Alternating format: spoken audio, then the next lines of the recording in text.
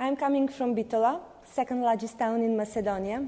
I am representative of ECOWAST, European Council for Villages and Small Towns. It's an international organization. I'm the president of the national section of ECOWAST for Macedonia. In the same time, I am representative from the Institution for Preservation of Cultural Heritage and Museum in Bitola.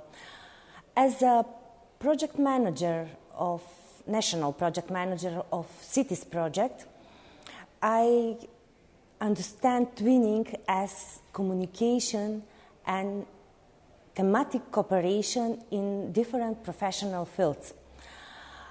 I would like to stress that cultural heritage as a subject, it's very important for cooperation and for town twinning, and also it's a tool for twinning.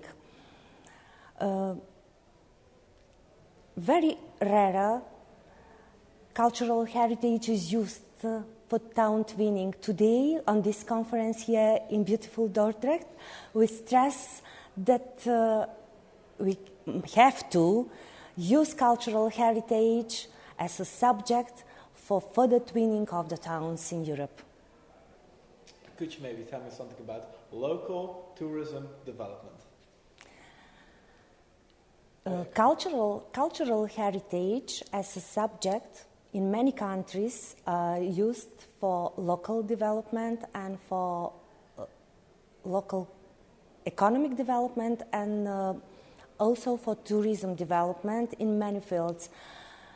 We used to say that cultural heritage is very important for development of alternative kinds of tourism. Something about the development of cultural tourism. Because Macedonia is very rich with cultural heritage, we have intention to use the cultural heritage as a subject for development of alternative kinds of tourism, as many European countries do.